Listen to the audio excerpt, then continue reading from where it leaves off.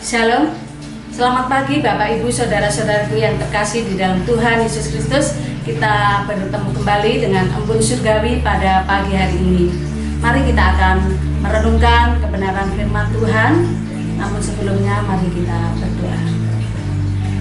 Bapa di surga, Allah yang kami tinggikan, Allah yang kami muliakan, kami datang kepadamu ya Tuhan pada pagi hari ini untuk menyampaikan kebenaran firman Tuhan. Biarlah urapi hamba-Mu ya Tuhan, sehingga firman Tuhan boleh menjadi berkat bagi kami semua ya Tuhan. Dalam nama Tuhan Yesus kami sudah berdoa dan mengucap syukur. Amin. Saudaraku yang dikasihi Tuhan, firman Tuhan pada pagi hari ini dengan tema momen dari Tuhan, saat yang tepat dari Tuhan. Firman Tuhan terambil di dalam Kitab Efesus pasalnya yang kedua ayatnya yang ke-10. Demikianlah bunyi firman Tuhan. Karena kita itu buatan Allah, diciptakan dalam Kristus Yesus untuk melakukan pekerjaan baik yang dipersiapkan Allah sebelumnya. Ia mau supaya kita hidup di dalamnya. Efesus 2 ayatnya yang ke-10. Saudaraku yang dikasihi Tuhan, pembacaan firman Tuhan terambil di dalam kitab Ester pasalnya yang keempat ayat 1 sampai 17.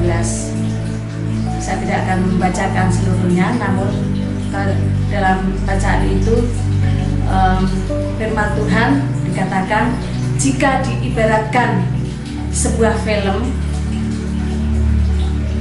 adalah adegan yang genting di dalam kitab Ester itu, ya, hidup bangsa Yahudi dihadapkan dengan rencana pembantaian massal. Ester yang saat itu dalam posisi sebagai ratu berpeluang untuk menggagalkan rencana tersebut. Meskipun kecil, taruhannya sangat mahal. Ester bisa mati jika raja tidak berkenan kepadanya. Dalam situasi genting itu, Mordekai menyampaikan pesan kepada Ester. Siapa tahu, mungkin justru untuk saat seperti ini engkau beroleh kedudukan sebagai ratu. Terambil dalam Ester pasalnya keempat ayat 14. Bukan suatu kebetulan jika Ester ada di posisi sebagai ratu untuk melakukan sesuatu. Tidak ada seorang Yahudi pun yang punya akses kepada raja sedekat Ester. Inilah panggilan spesialnya Allah kepada Ester. Ester yang awalnya ragu-ragu menjadi mantap dan ia bergantung sepenuhnya kepada Tuhan. Ester meminta Mordekai dan orang-orang Yahudi lainnya untuk berpuasa. Mengapa harus berpuasa? Ya, Ester menyadari sebagai orang biasa, Ester tahu bahwa dirinya butuh keberanian lebih, yaitu kekuatan dari Allah dengan langkah iman. Iman yang tetap teguh berpegang kepada Tuhan. Apapun yang terjadi, Ester tetap beriman akan panggilannya.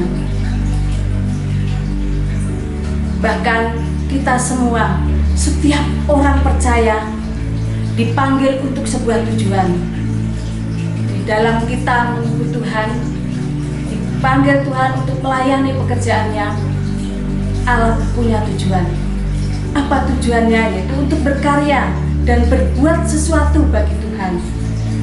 Meskipun tidak mudah, setiap momen yang Tuhan berikan harus kita lakukan agar menjadi terang dalam kegelapan. Sekalipun ada harga yang harus ditanggungnya, kita harus menjadi terang. Terang di tengah kegelapan.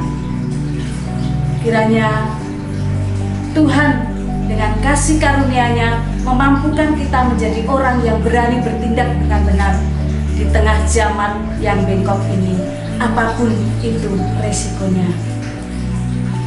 Mari kita berdoa. Terima kasih Tuhan Yesus untuk panggilan yang Tuhan berikan bagi kami, anak-anak Tuhan, orang-orang percaya, agar kami dapat melakukan sesuatu momen-momen penting yang dapat menjadi terang dalam kegelapan, sehingga banyak orang diselamatkan. Mari Tuhan, momen yang daripada Tuhan boleh kami nyatakan, kami lakukan untuk berkarya bagi Tuhan, sehingga banyak orang mengenal Engkau sebagai Tuhan dan Juru Selamatnya. Banyak orang dimenangkan dan percaya kepada-Mu. Terima kasih Tuhan Yesus.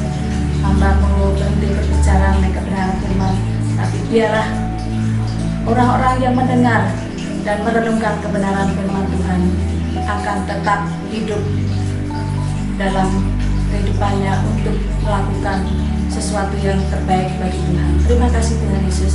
Kami sudah berdoa dan mengucap syukur. Haleluya. Amin. Tuhan Yesus memberkati.